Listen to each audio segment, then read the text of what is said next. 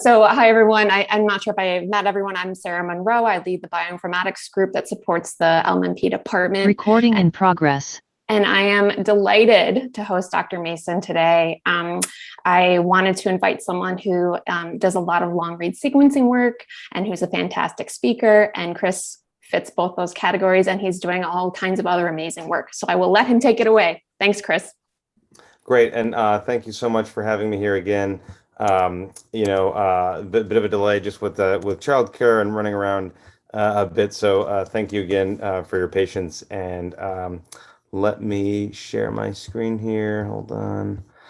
And I want to walk you through today a bit of work that we've been doing that does indeed touch on various ways to sequence molecules, long reads, short reads, as well as applications in interesting new places. So, for example, even some work we've been doing with NASA to look at microbes in peculiar new places.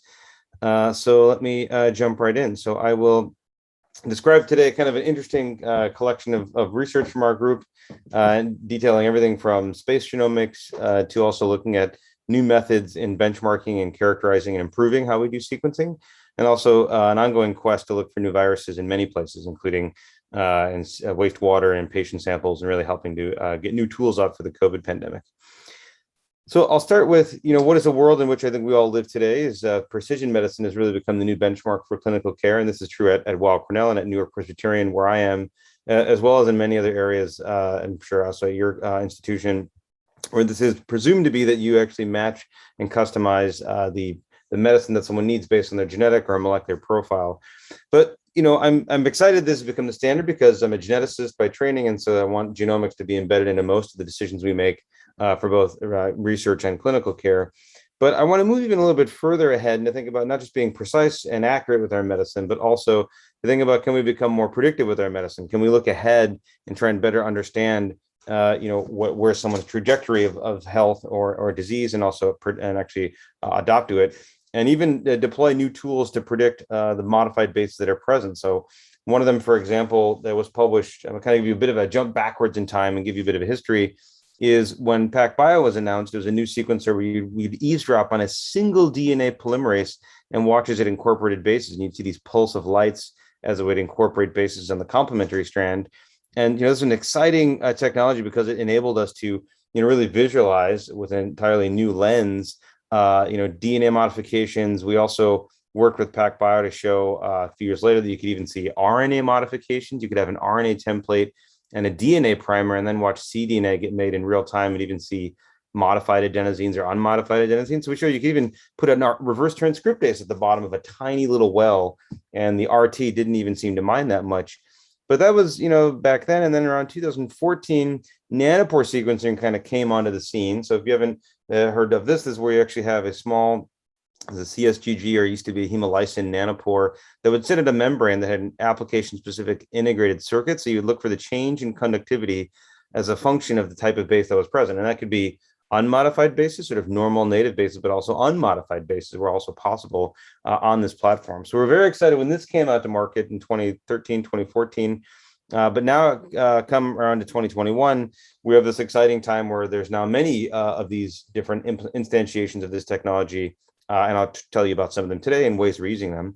One of the interesting ways we use them is, we had this chance working with some projects of trying to get sequencing for astronauts that were coming back from space. But at one point we thought, well, couldn't we just sequence in space? Couldn't we just do this kind of squiggle space? This is a picture of what the nanopore sequencer looks like when you're running it. You can see it's picoamp current, very subtle variations in current.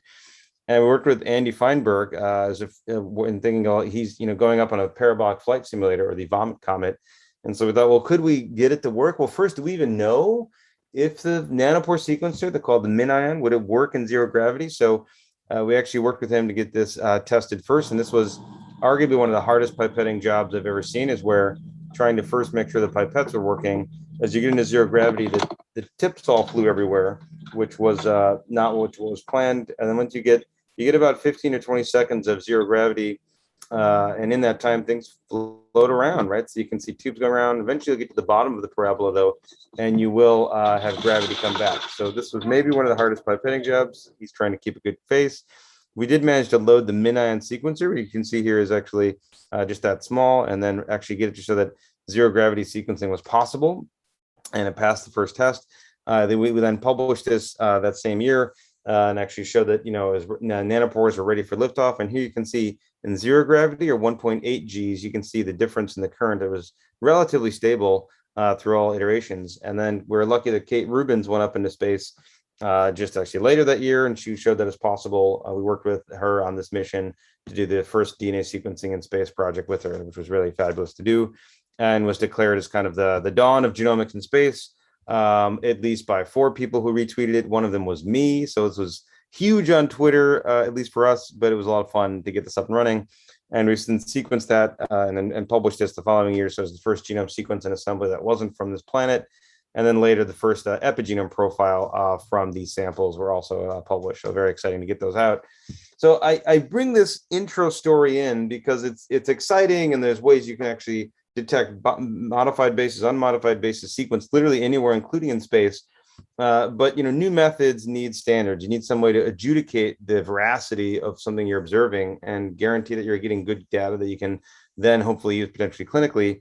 And this is true on Earth as well as it is in space. And so, we've seen this most recently when we even just worked with the Inspiration 4 crew, working on a microbiome profile when they were up there. It was an all-civilian crew that went up a couple months ago, and the toilet broke in space. So what we thought would be a skin microbiome experiment, we had to include positive controls for the collections and sampling, especially when the toilet breaks and the whole space capsule basically becomes the toilet because the vacuum stopped working. So this was Krista Ryan in my lab, who was unpacking the capsule from SpaceX, which was as gross as you can imagine. But in any case, this is another good reason to have controls. So when your toilet breaks and your whole space capsule becomes a toilet.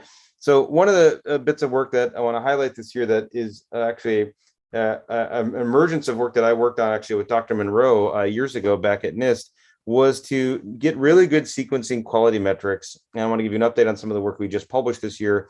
There was a special issue for Nature Biotechnology that looked at what are the best methods for cancer sequencing, for panel detection, for cell-free DNA assays. There's actually a whole range of benchmarking and community standards and best practices for genome and exome sequencing, single-cell RNA sequencing. You can see here ctDNA, also platforms for RNA sequencing.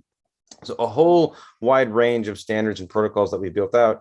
And some of them came from NIST, actually. If you're not familiar with the genome in the bottle references, again, something that I know Dr. Munro worked on a bit when she was at NIST, is these well-characterized and titrated DNA standards, and also some RNA standards that are there that we can use for kind of sanity checks and standards. And so these samples, is all the code is available online, all the methods, all the computational scripts. The samples represent, for the most part, or what are commonly used are these. There's the 12878 cell line, which is the one that's been used for many years. But the latter three, there's HE02 through kind of 7, are an Ashkenazi Jewish trio and a Chinese trio that represent different ancestries. So we can make sure that when we're sequencing, we're looking at different areas of the genome that may or may not be reticent towards deeper sequencing or have any ancestry specific effects. So these are, the standards that we use, these 7 standards for most of these studies. And this was basically born out of a quest that came out way back in 2008 from Nature Biotechnology's editors, is that it would be nice when we had all these sequencing technologies that came onto the scene to have some way to, again, compare them to make sure how well they're doing and actually ensure that we're doing well as we think we are. So we did a follow-up on this with the SEQC2 study, which is the second version. The first version, excuse me, was published in 2014 that focused mostly on RNA sequencing. You can kind of see here. But what we focused on here is looking a lot more at the DNA sequencing across many different platforms. So particularly there's a range of different platforms, not just on genome sequencing, but we also look at epigenetic profiling. So this is trying to compare what are the different methods for enzymatic deamination you can see up here, or you can see Prometheon, which is the nanopore sequencer, or SPLAT, or oxidative bisulfite sequencing, or OXBS. TrueSeq or EPIC arrays are these different methods for whole genome or targeted methylation profiling. So another thing that's a common question is to not just look at the genome, but also look at the epigenetic state, either through chromatin or DNA methylation. So this is a kind of a dense slide, but shows you kind of all the data that we also collected, not just for genomes, but also for the epigenome. And one interesting thing that we've seen so far is that the comparisons of 5-methylcytosine actually did pretty well if you look at nanopore on the y-axis compared to each of the different platforms. These were called with megalodon, hence the giant shark here. This is the name of the base caller that Nanopore released. They have a big marine and ocean theme for all their algorithms. But you can see over here, this is a single molecule sequencer. It actually is now pretty comparable to most of the methods. It's still not the best, but you get really long reads and they're quite comparable. And one thing we also looked at was if we did downsampling, say we went to 20x coverage, and you look again at Nanopore versus these other methods that are more established for DNA methylation, you can see 0% to 100% methylation. And what's the concordance overall, is pretty good, including you can see at the top the distribution of where the 5MC sites are, or the CPG islands where most of them are. And you can see pretty good at 20x, also was pretty good at 10x actually. So compared to all these different platforms, and this paper actually is just come out with all these other packages of papers, actually just came out today. So some of them came out about a month ago, and all the full website you can go to on Nature Biotech is now out. And so we can see here, this looks pretty good. And one of the other papers we wanted to use will say, well, can we look at just the different platforms on the DNA sequencing side alone, not looking at methylation, but just looking at different platforms that are out there. Again, here's the Ashkenazi trio versus different bacterial genomes. So we did both, human genome as well as metagenomic profiling. This included on things like the MinION, which you saw that was working in space, the Flongle, which is a rapid library prep system for the Nanopore, as well as Synapsys and Ion Torrent systems, the MySeq, the latest BGI sequencers, PacBio, Nanopore, NovaSeq. And so this is, again, a question of, okay, there are all these tools out there. How do we know that they're doing well? And again, we use these standards to characterize them. So one thing we looked at first was what do we see for coverage in what we call the classes of evil. And for me, I'm a geneticist, so evil to me is something that I can't see genetically. I think it's evil, right? So that's what these are things that are either low complexity regions, repetitive elements, transposons, or basically, essentially these repetitive elements of the human genome, which of course make out a good 45% of the human genome that are hard to sequence. And we could see the coverage across all the platforms was actually pretty good. So we don't think it was a question of coverage, but at the bottom, we looked at what's the enrichment of actually calling these sequences accurately. The longer read platforms did better than the median of the whole data set. You can see some blue here being better. What was your sort of improved coverage and also sequence accuracy in the mapping? And you can see these longer read platforms did better, but the high-seq systems didn't do that bad necessarily. And also longer reads here, this is 2x250 versus 2x150. Here too, longer reads are better if you can get them for mapping in complex regions, which is surprising to nobody, but it's still good to see. So then we wanted to look at variant calling and exome variants, and how do the different systems do for precision and sensitivity. Being in the upper right here is where you'd like to be, and you can see here some of the older platforms like Proton didn't do as well, and also the Nanopore reads, their accuracy is about 90-95%. So you can see that represented here with their precision and recall. And if we look at variant calling in medically relevant genes and look at ClinVar variants or um-lmp variants, where do we see the best accuracy? Here it was also actually PacBio with their hi-fi reads, and also Nanopore. The long reads did pretty well there. But if you have short reads, you're seeing actually the NovaSeqs and BGIs are fairly comparable, which actually is interesting to see because the BGI is a relatively new platform that's just come out, but are all pretty close in terms of can you call your genetic variants well for SNPs. Then we have a deeper discussion in the paper about structure variants and some big indels, but it's just looking within SNPs, which are relatively easy to call. So that was in the human genome. We also looked then at the metagenomic samples, and we saw here that they can be inconsistent in terms of what you see between different platforms, but they're relatively close to each other. They can it's not quite perfect because in theory these should be equimolar concentrations of these species. So you can see you do get some changes as a function of prep or as well as platform. So a little bit of noise there, but not too bad. But we also noted that if you look at the GC composition of individual strains versus the pool, you can see this tells you when you get a metagenomic sample, it gets more complicated. The entropy increases, which is not surprising to see here, but you can see it pick up here from what we saw. And then also all the code and data are all available. So that's kind of some of these background on standards that we've done for kind of the first part of the talk that I wanted to go through. But I want to now go into kind of a second part of the talk today, and it's basically maybe 3 parts of the talk total, is where can we use all these tools? Where can we deploy some of these methods?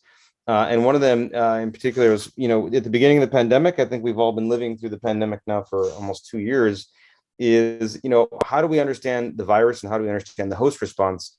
We, basically put this together at the beginning of the pandemic to think, okay, we have a new type of virus. We want to study this in many ways. The first thing that we used was actually RNA-seq and compared this to PCR as well as LAMP, which I'll get back to shortly. But we took basically the first 735 suspected COVID patients that walked into New York Presbyterian, and we did sequencing on them as well as PCR and then LAMP.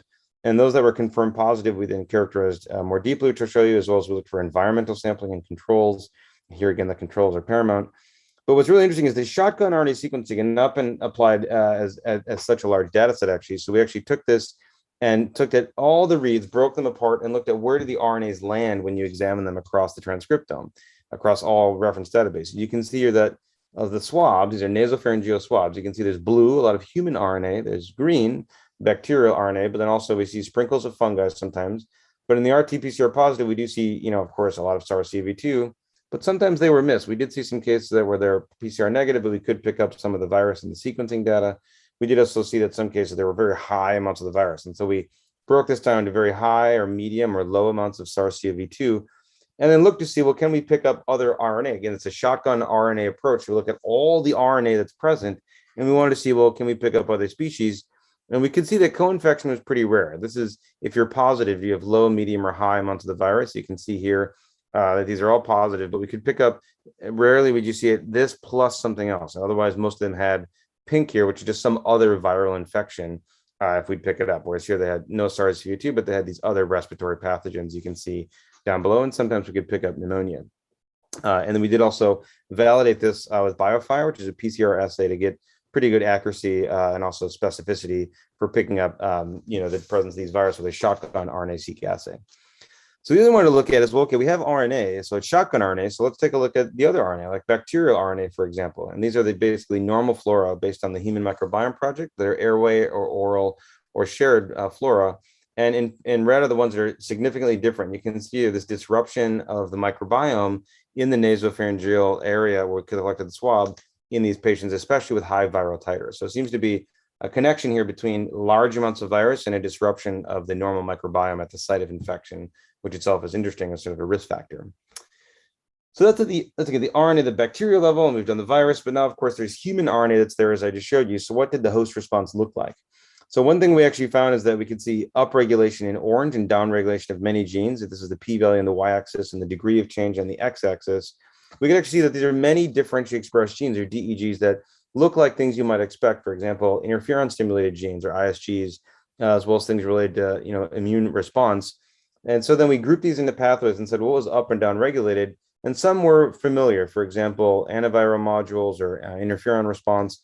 But the really surprising subsets of genes are ones that got down-regulated and included things like olfactory signaling or hemoglobin. These are actually, it represents some of the anosmia, or the loss of the sense of smell, we think is actually being driven by this down-regulation of the olfactory receptors, and also the clotting complications. We can see here pop up with things dealing with iron binding or hemoglobin regulation, which also was pretty surprising to see, but evident very much so in the data. And so we built out these kind of heat maps and enrichment scores. We also made a website that's called COVID Genes, where actually I'll share my screen here and quickly pull this up.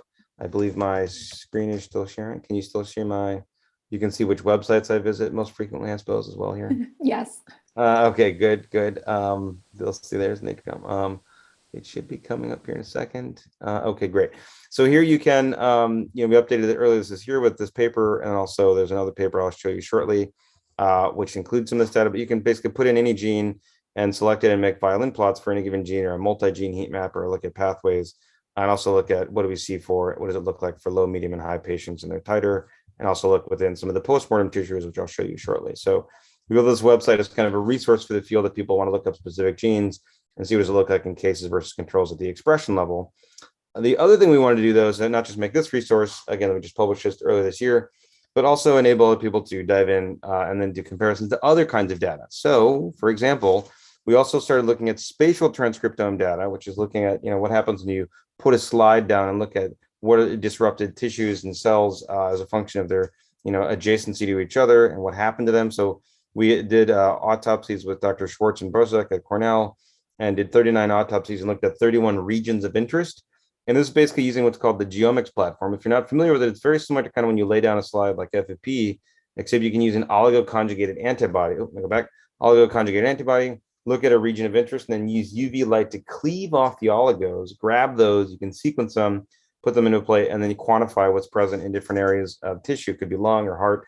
And here you could actually see if we look at where the alveoli, you can see the markers for ACE2, we can see this high expression along the rim of the canyon of the receptor, almost as if the cells are waiting for the virus. Of course, they're not. They're just trying to be lung tissue and alveolar cells. But you can see here, it's very easy to see why the virus can get in through this receptor.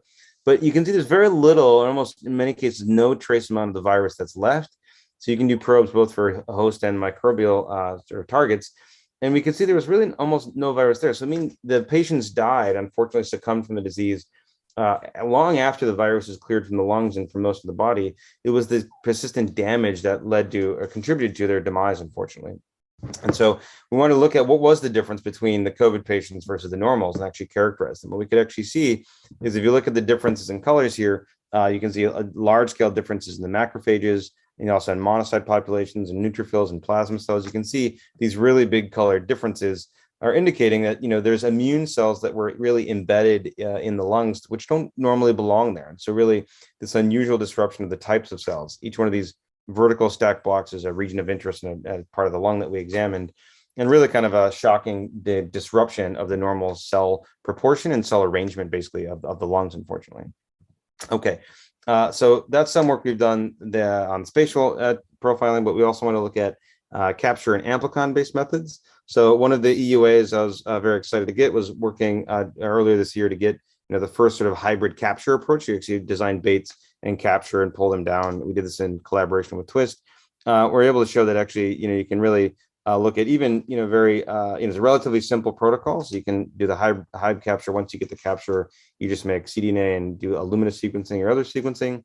And we're excited because we could use this to look at, so for examples, amplicon versus hybrid capture. We're able to kind of pick this up and show and presented this at ID Week that this is essentially a way to get good even coverage across the genome, even when you can sometimes have mutations in the virus, which of course we've been seeing more of. And so this is one thing that we keep looking at is making sure that our primers actually are doing a good job. The primers is one thing, but if it's hybrid capture, it seems to be less reliant on it. But in terms of the primers, if any of you are doing primer design, one thing I actually mentioned to you as we worked on this is a site where you can put in actually any set of primers and look at where the positions are, and then also look at what's the abundance of different mutations under the sites of where your primers are. And so we've linked to GISA and be able to pull down the sequence data every night to show what the variant fraction is. Say, so if these are for LAMP primers, which I'll show you shortly.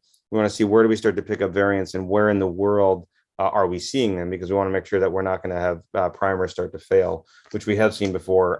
For example, some of the Thermo Fisher primers, we did see that. So there's another resource. Actually, I'll put this in the chat. So if people want to, you can actually put it right here. Feel free to use it. If you have any questions, let me know. We want this to be a resource for the field.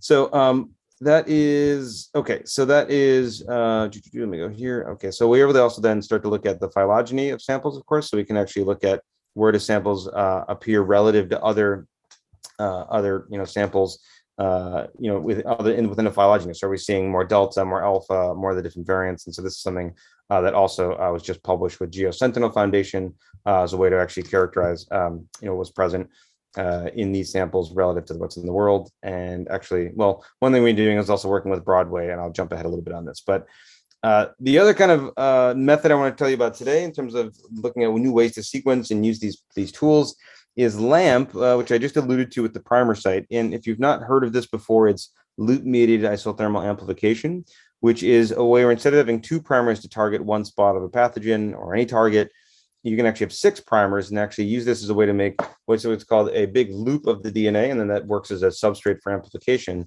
So in one tube, and we did this as a collaboration with New England Biolabs, is basically put in one tube reverse transcriptase and then a BST strand displacing DNA polymerase.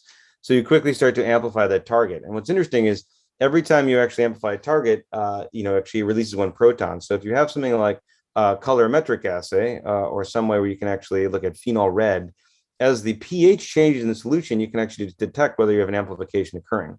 So the first sample we tested back in February 2020 was this one, which had different titrated copies of synthetic RNA of SARS-CoV-2, and you can see from 0 out to 1 million copies. Then we did it for 15 minutes. You can see here that it's the more abundant sample started to change. And then really after 30 minutes, we could see this dramatic change, even down to a few hundred copies of the virus. So then we repeated this on different controls, also did it with some of our first clinical samples. We could start to pick it up. So we knew it seemed possible. We then released this protocol, got the first EUA with color genomics. So it was the first LAMP-based screening test that was announced, and then also made a sort of global working group last summer for anyone who wanted to help chat, think about LAMP protocols, community LAMP, doing it in hospitals, doing it in sewage. I'll come back to the sewage. And also at the time, I'm originally from Wisconsin. My brother is the mayor of City Hall. We had no testing. If you remember last year, couldn't get PCR reagents. There was no testing really available many places, including in my hometown of Racine, Wisconsin. So we helped and set up the testing site there to try it actually on saliva so that people could we trained the firefighters and the police to be able to run this test actually on saliva, which can be kind of gross. This person had coffee, but it let us actually set up a really rapid testing center that was actually in an old boxing gym. You can actually read about it if you want here. This really interesting Wired article. It really did look kind of like a meth lab, is where we set up the laboratory, but it gave us an actual testing center that worked well enough for our purposes, for sure. So it was, now actually has gone through a second EUA and also is widely deployed across many labs. And it was kind of exciting to get that up and running as a complement to what we see for PCR-based methods.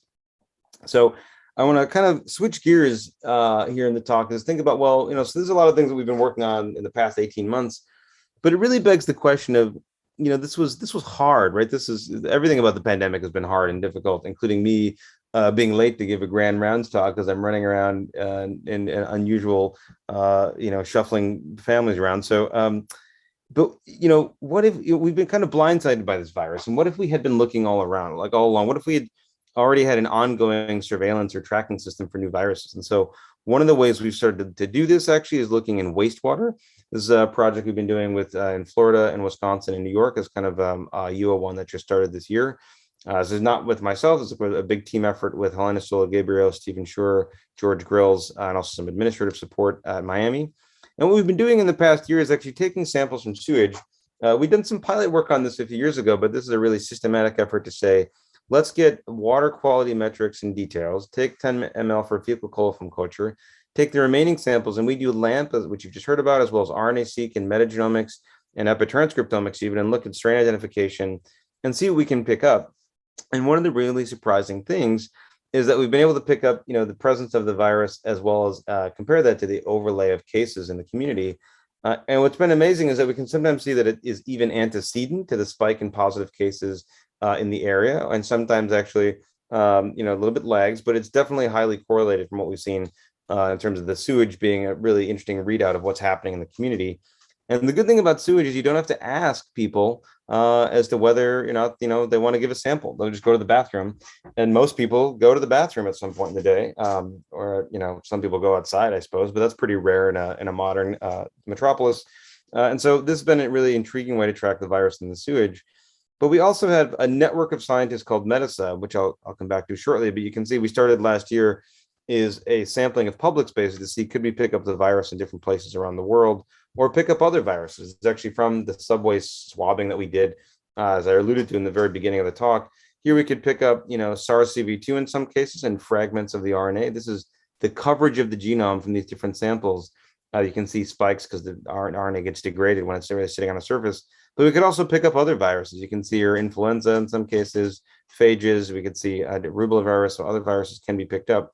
And this project, which is called Metasub, actually started way back in 2013 when I saw my daughter, actually, when we were riding the subway one day, and she actually had grabbed a pole and licked the pole. And if any of you are parents in the audience, you probably all had some moment like this where there's a weird object in your child's mouth, or your mouth is on a weird object, and you want to know what it is and what's there and what sort of microbial exchange may have happened or just happened. So I was curious about this ever since becoming a father, and also just curious in general about what's in the city, and I ride the subway every day.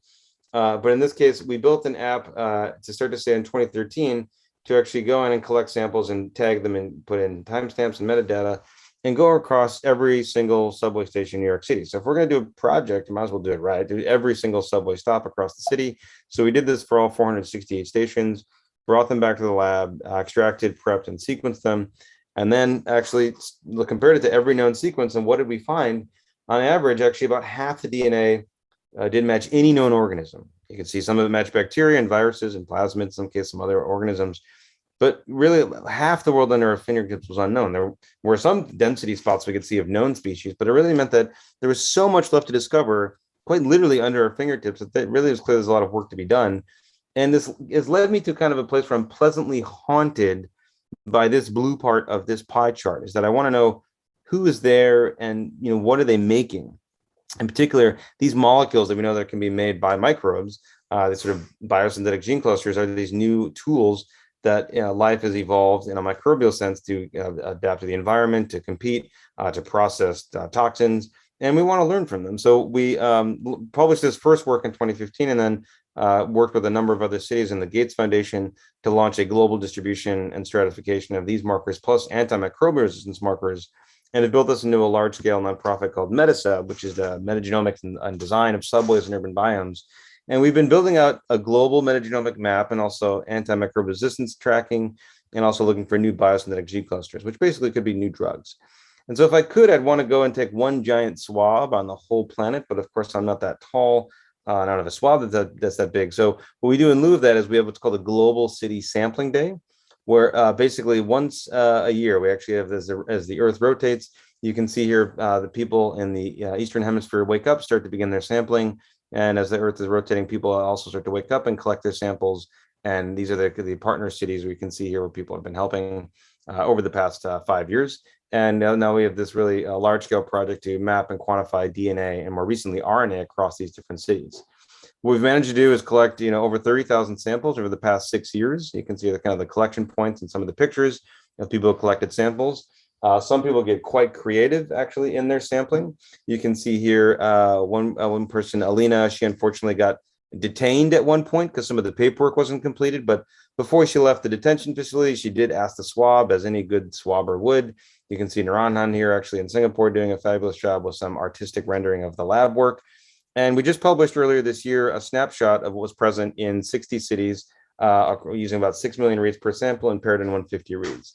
So we did a similar thing to what we did for the pilot study a few years ago. Is okay, let's take all the reads, let's align them to everything that's known, and also do some de novo assembly and see if we can pick up other organisms that might be present and really build out a genetic map of what's there and who's there. So what we could actually find using kind of this processing was we did find a core urban microbiome across almost 5,000 samples and across 60 cities. And you can see here, how many species did we pick up as a function of the number of samples? It kept going up, but it did start to plateau, although it is definitely still going up.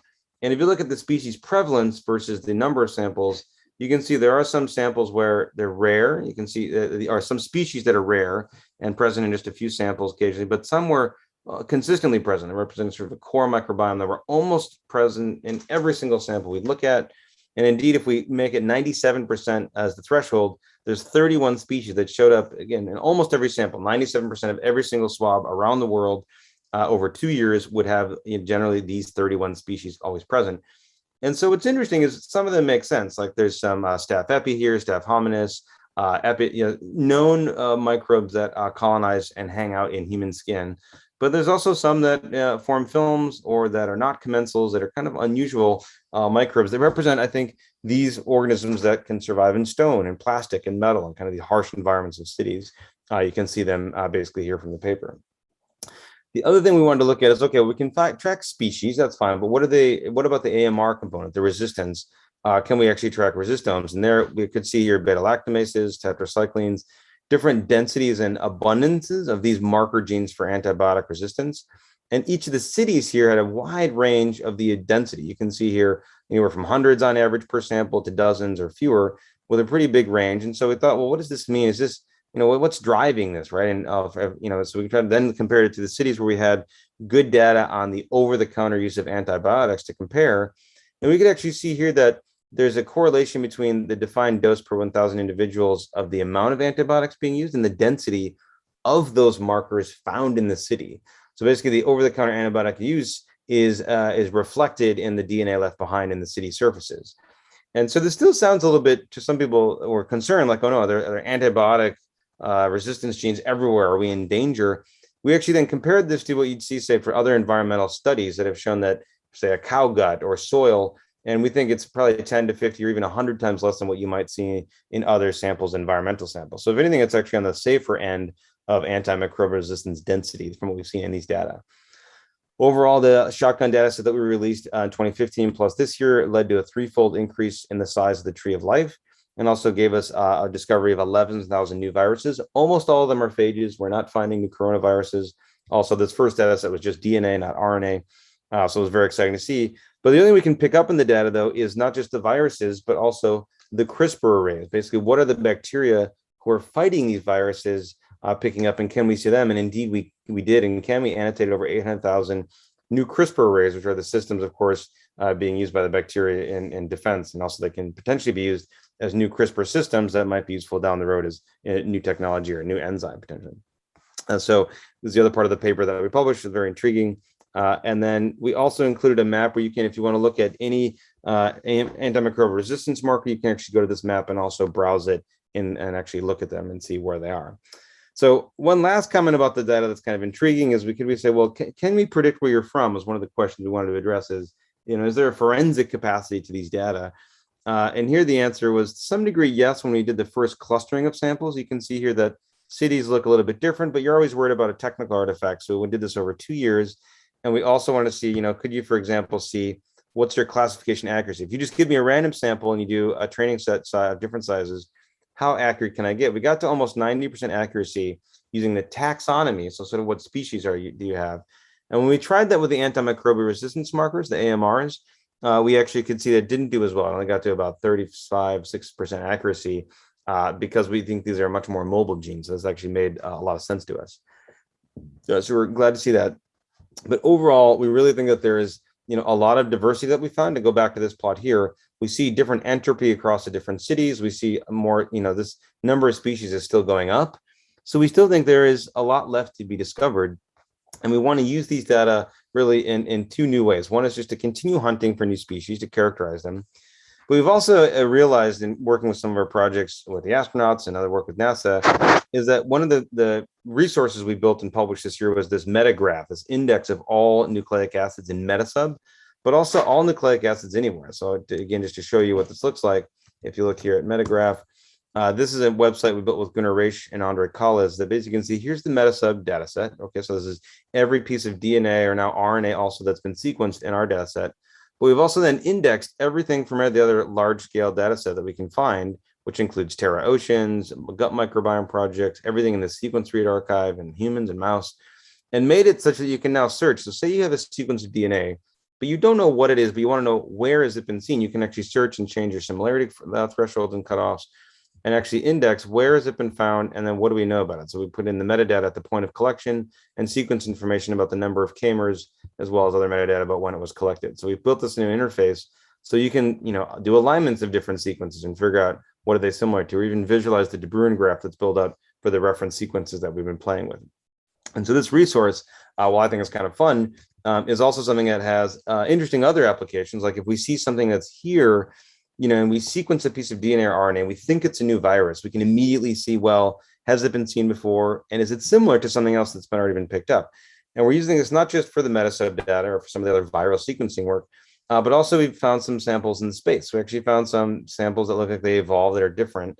And we've been working with the Jet Propulsion Laboratory to look at, as they build spacecraft, before they send them up, they're in a clean room, they're characterizing and sequencing and sterilizing as much as they can in this room. But for example, the Perseverance rover, you can see here, is currently on the surface of Mars, going around collecting samples and poking and prodding. But as it was being built, you can see the engineers who build it, they get excited. They might take a selfie with the robot that they're sending to Mars. Like, I can't really blame them. It's exciting. I think I would take a selfie if I had a robot that I built that I was sending to Mars, sure. But if you think about this, so if you look at when this picture is taken, these are not hermetically sealed little rabbits. It's right there covered, but you still could potentially get some air, obviously some air, but also some human facial microbiome could land on those samples. And so when you think back to what actually the Perseverance rover is doing, it is working to collect samples literally as we speak. And so what it's doing right now is looking out at the Martian landscape. This is actually a picture from Mars, what it looks like. It's actually kind of eerily Earth-like. It's scanning around the horizon, figuring out where it wants to go, digging deep into the Martian regolith to actually pull up a sample, capture it, and eventually it's going to package them away and wait to be picked up. It's longingly looking back at Earth, looking at us, waiting to be picked up. Is what it looks like essentially if you're in late spring. The Earth-Mars distance at about 112 million miles. Earth just looks like that in the sky. And so what will eventually happen, though, is we will have this Mars sample return mission, hopefully by the year 2032, is that working with ESA that this will come back. And this will be the first sample from the surface of Mars that will run mass spec, will lead sequencing, will characterize the sample.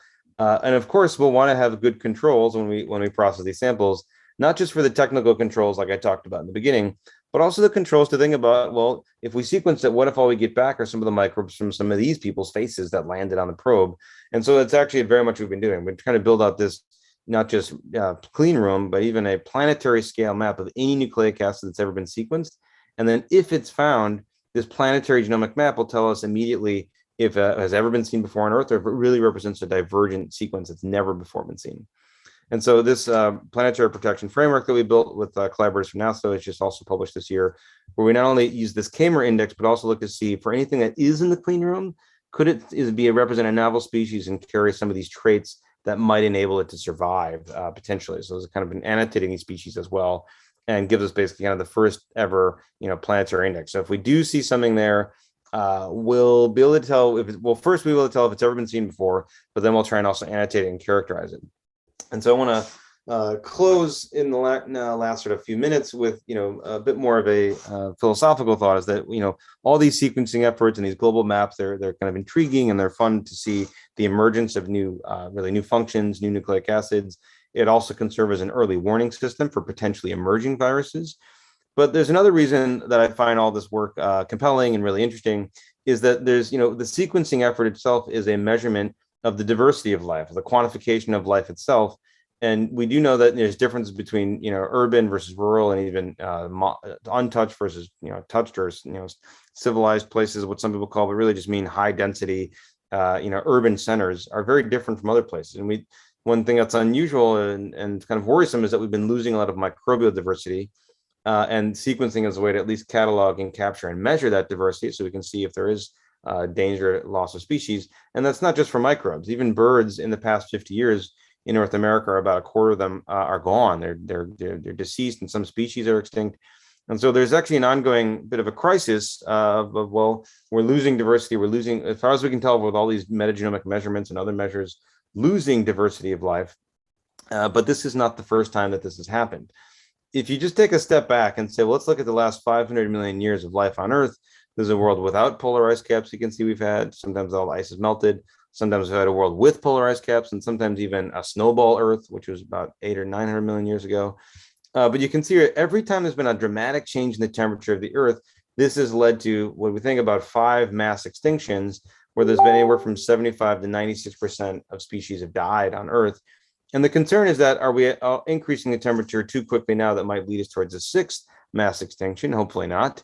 But even this, if you take in the context of, this is 500 million years, but if you take even a further step back and look at the history of Earth versus the likely future, where basically if you zoom out, you put this 500 million years into this little chunk here, we're in this kind of temporary but very nice temperature canyon, where we have liquid water on Earth and it's relatively stable, but it used to be much hotter, and at some point it will get much hotter. The sun's luminescence will increase, and eventually the oceans will actually boil. Now, it's a long ways away. You might think, well, Chris, that's fine, but that's a billion years from now. I'm not too worried about that.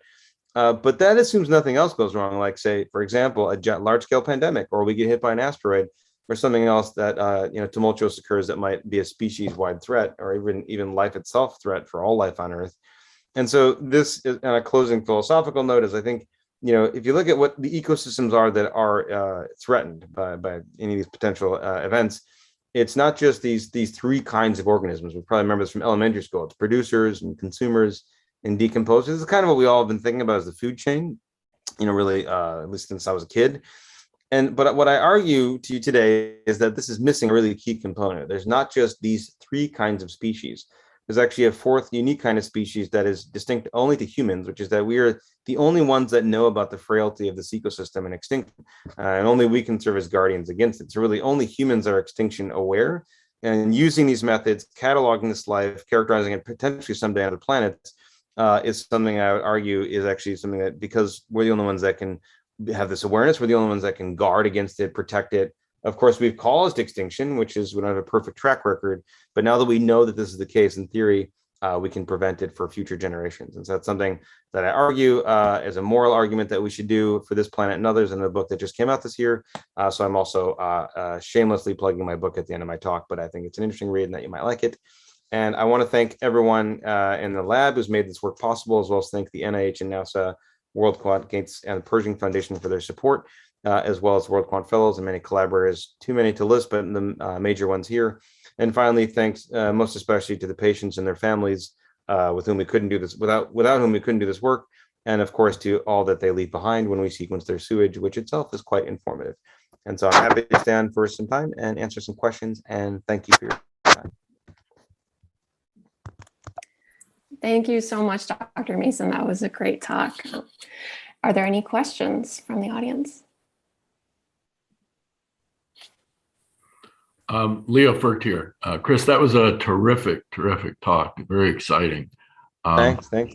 So a friend of mine's son works at the Jet Propulsion Lab, and he and his buddies were involved in programming where the Mars lander would go. Frequently, that was done over beer and pizzas, which I found very interesting. So it's very exciting to think about this. What's your bet on what you're going to find? Like when we get the samples back from there's a lot of interesting things about this mission. So we have 3 different projects and grants with NASA and JPL. They're talking about building a BSL level 5 facility in the middle of Texas, because when they bring them back, so again, it's like 10 years away, so we've got some time, but what you're worried about forward contamination, where we contaminate another planet, but also reverse contamination as planetary protectors. That what if we get the Andromeda strain like Michael Crichton published or something like that? That would be a threat to humanity. So do you build a BSL-4 lab and then build like a tent city over that, just in case? Is actively being discussed at JPL. The funding might be allocated through Congress. So we think, based on what we've seen, we think we might find some trace nucleic acids as some idea, because microbial life is thought to have maybe had enough time to evolve on Mars in theory, but it's probably either extinct now or just deceased. But we might find traces of it. And so what we'll do when we get the samples back is we'll sequence them. We'll do mass spectrometry. There'll be sort of a spectral analysis of the samples, really deep profiling. And I would guess that probably bacterial life somewhere exists in the universe, but I don't know if we'll find sentient life. At least to our knowledge, it's still just us. And so that's part of the reason I wrote this book here. I'll put it in the chat. I put some of the links from the talk in the chat there as well. So so right now it's just us. So I feel like we have it, no one else is going to shepherd and safeguard and serve as guardians for the life. So and even if there is life there, there's also a part of planetary protection is you don't want to contaminate the world and then make it so life couldn't come back up again. But if we find it there, at some point, we'll have to leave the solar system with it, because eventually the sun will engulf the inner planet. So even if it's there, at some point, our duty, I think, actually extends to life we might find there too. Thank you. Thanks. Go ahead, Dr. Dave. Thanks for a great presentation. That was really exciting. So for your worldwide subway collection project, how do you correct for the collectors and batch effects from that, as opposed to the location? Yeah, great question. So that was we did some normalization for that. In each lab, they have to use positive controls and negative controls during the point of collection to control for any contaminants. They do wear masks and gloves, and there's a training protocol. So they ostensibly are using the exact same protocol.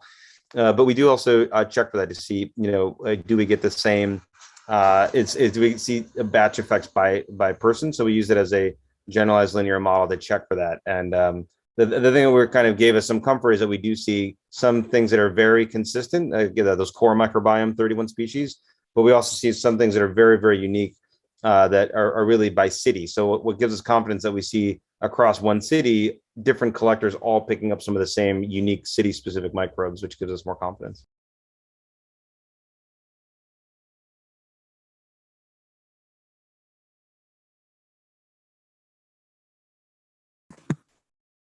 Okay, well, that's it for our time today then.